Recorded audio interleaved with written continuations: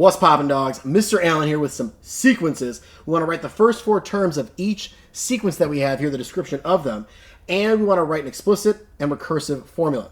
First one says common difference of 5 and a first term of negative 12. Since it says common difference, this is arithmetic, right? Common ratio means geometric.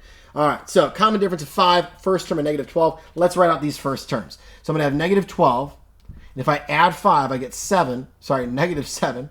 If I add 5 again, I get negative 2. If I add 5 again, I get positive 3. There's my first four terms. Lovely. Now I need to write an explicit formula and a recursive.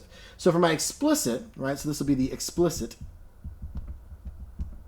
I'm going to have a sub n equals my first term, which is negative 12, plus my common difference, which we said is 5, times n minus 1. This is an acceptable form right here, unless your teacher wants you to clean it up. Some people will say, just like, hey, clean it up a little bit, right? And what we're going to do then is distribute that 5, so plus 5n minus 5, combine my like terms, I'll get negative 17 plus 5n, or you may even see it written as 5n minus 17. I'll do that right now, 5n minus 17. I personally like this form the best, right? But this one totally works too. Cool. All right, so both those work, both are correct. Your call or your teacher's call. Now let's do the recursive formula. So the recursive relies on the previous term or maybe previous 2 terms or 3. There's really no limit there. But for you guys, probably just dealing with the previous term. So the first thing we need here for our recursive would be a sub 1. What's my first term? Well, that's negative 12. Then what's happening each time? Well, I'm going to take my previous term, which we notate as a sub n minus 1, and then I just add my common difference of 5. That's it. That is the whole recursive formula right there. It takes 2 parts there at least, because you got to give your first term or your first 2 terms, depending on what your recursive formula is doing, and then we would add our common difference.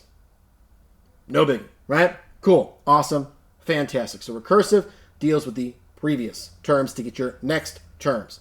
Next one, common ratio, geometric. It's a 4, and the first term is 2. Ooh. All right, so let's write these out, right? So first term is 2. Then to get my next one, I need to multiply by 4. So if I multiply 2 by 4, I get 8. And if I multiply 8 by 4, I get 32. If I multiply 32 by 4, I get 128. All right, and these would continue to go, but we're just asked for the first 4 terms. Sometimes we'll say first 5, 6, whatever. All right, now explicit. So explicit, what's that going to be? I'm going to have a sub n equals, and then we're going to take our first term here of 2. I want to multiply this thing by 4 how many times? Well, it's not just going to be n, because if I plugged 1 in for n here, I'd get 4 to the first, which is 4, times 2 is 8. I'd actually get the second term.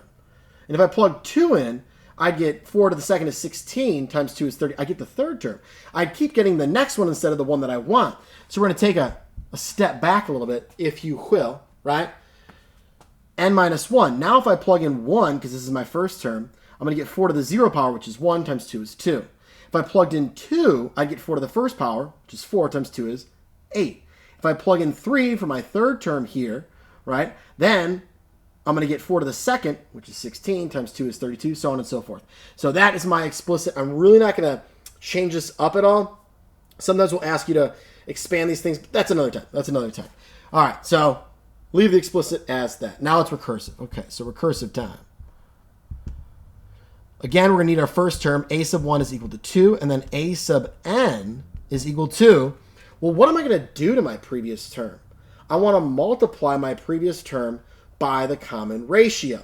So we could write it one of 2 ways.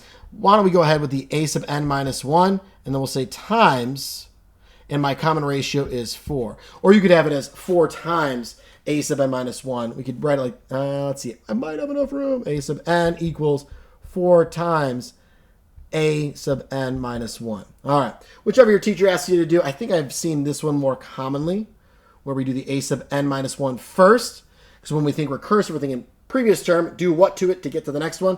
Multiply it by 4. So this would mean if I want the second term, I'm going to take the previous one, 2, multiply it by 4 to get 8. If I want this third term here, I got to take the previous one, 8, multiply by 4, I get 32. If I want this term here, I got to take 32, the previous one, multiply it by 4, get 128. There we go. All right, so we got it all. First 4 terms, explicit, recursive, for both these scenarios here. That's dope.